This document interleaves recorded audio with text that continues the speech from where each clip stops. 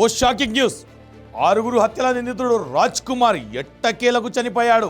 రాజ్ కుమార్ కొత్తూరు దగ్గరలోని ఓ వెంచర్ దగ్గరలో పురుగుల మందు తాగి ఆత్మహత్య చేసుకున్నట్లు పోలీసులు నిర్ధారించారు. రంగారెడ్డి జిల్లా కొత్తూరు మండలం పెంజర్ల గ్రామ పరిధిలో రాజ్ కుమార్ డెడ్ బాడీ గుర్తించారు. అతని పక్కనే ఓ పురుగుల మందు బాటిల్ కూడా లభ్యమైంది. ఇది ఈ కేసులో కీలక మలుపు. గత 3 రోజులుగా రాజ్ కుమార్ కోసం పోలీసులు తీవ్రంగా గాలిస్తున్నారు.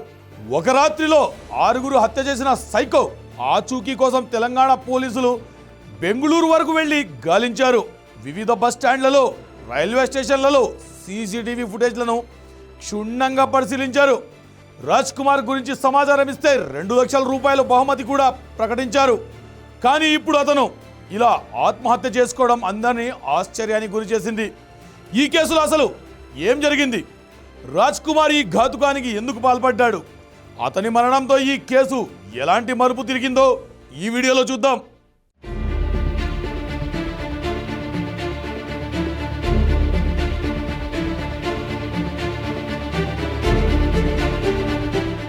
రాజ్ కుమార్ 6 అతి దారుణంగా, అతి కిరాతకంగా హత్య చేసిన ఘటన సంచలనం సృష్టించింది. ఈ ఘాతుకానికి పాల్పడడానికి కొన్ని రోజుల ముందు రాజ్ కుమార్ పై పోక్సో కేసు నమోదైంది. ఇదే ఈ హత్యలకు ప్రధాన కారణం. మృతుల్లో ఓ మైనర్ బాలిక, ఆమె తల్లి, నాయనమ్మతో పాటు రాజ్ కుమార్ భార్య, ఇంకా వాళ్ళక 2 పిల్లలు కూడా ఉన్నారు. హత్యలు చేసినప్పటి నుండి రాజ్ కుమార్ పరారీలో ఉన్నాడు. పోలీసులు అనేక టీమ్స్ ఏర్పాటు చేసి గాలింపు చర్యలు చేపట్టారు. బెంగళూరుతో పాటు రాష్ట్రంలోని వివిధ జిల్లాల్లో అతని కోసం విస్తృతంగా గాలింపులు చేపట్టారు. టెక్నాలజీ ఉపయోగించి సెల్ ఫోన్ సిగ్నల్ ఆధారంగా కూడా వెతికారు. అయినప్పటికీ అతని ఆచూకీ లభించలేదు. చివరికి కొత్తూరు దగ్గర రాజ్ కుమార్ ఆత్మహత్య చేసుకుని కనిపించాడు. అతని మృతదేహాన్ని పోస్ట్ మార్టం నిమిత్తం ఆసుపత్రికి తరలించారు. ఈ ఘటనతో బాధితుల కుటుంబాలకు న్యాయం ఎలా జరుగుతుంది అనే ప్రశ్న ఇప్పుడు ఉత్పన్నమవుతోంది.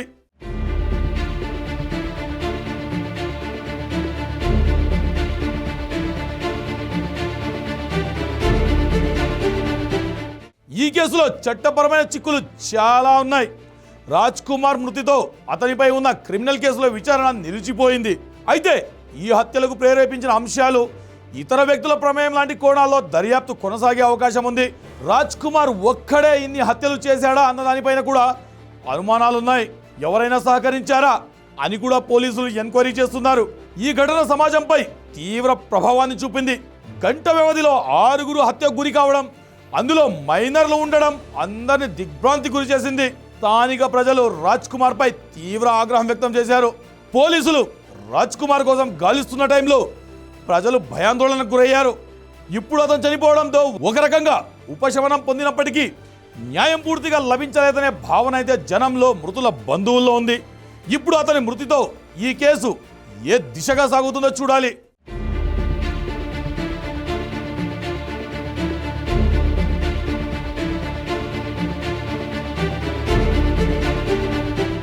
రాజ్ కుమార్ డెడ్ బాడీని కొత్తూరు మండలం పెంజర్లలో గుర్తించడంతో పోలీసులు అప్రమత్తమయ్యారు.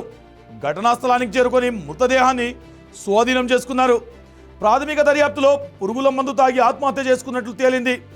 పోస్ట్ మార్టం నివేదిక వచ్చాక మరింత క్లారిటీ వస్తుంది. ఈ ఘటనతో షాబాద్, కొత్తూరు ప్రాంతాల్లో ఉద్రిక్త వాతావరణం ఏర్పడింది. ఈ హత్యల వెనుక ఇంకా ఏదైనా కుట్రుందా?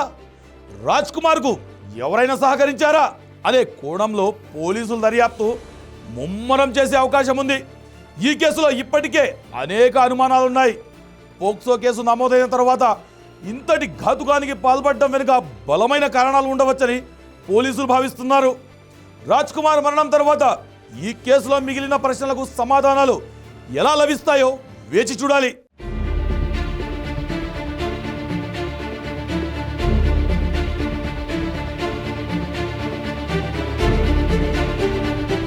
రాజ్ కుమార్ ఆత్మహత్యతో ఈ కేసు క్లోజ్ అవుతుందా, లేక కొత్త కోణాలు ఏమైనా బయటపడతాయా అనే చర్చ ఇప్పుడు మొదలైంది.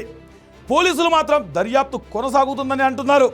హత్యలకు దారి తీసిన పరిస్థితులు, రాజ్ కుమార్ మానసిక స్థితి, పోక్సో కేసు తదితర అంశాలపై లోతైన విచారణ జరిపే అవకాశం ఉంది. రాజ్ కుమార్ మరణంతో బాధితుల కుటుంబాలకు న్యాయం దక్కలేదనే భావన కొందరిలో వ్యక్తమవుతోంది. అలాంటి వ్యక్తికి కఠిన శిక్ష పడితేనే బాధితులకు న్యాయం జరుగుతుందని వారు అభిప్రాయపడుతున్నారు. కానీ ఇప్పుడు అతను ఆత్మహత్య చేసుకోవడం వల్ల కోర్టు ద్వారా శిక్ష పడే అవకాశం కూడా లేకుండా పోయింది. ఇది ఒక రకంగా బాధాకరమైన విషయం.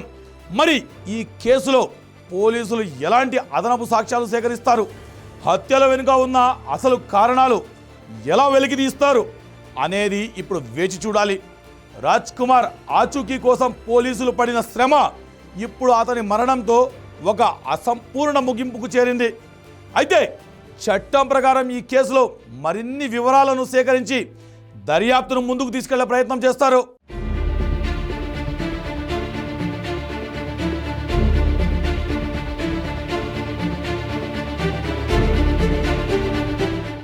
మొత్తానికి షాబాద్ 6 హత్యల వెనుక కేసులో నిందితుడు రాజ్ కుమార్ ఆత్మహత్య చేసుకుని మరణించడం రాష్ట్ర వ్యాప్తంగా సంచలనం సృష్టించింది.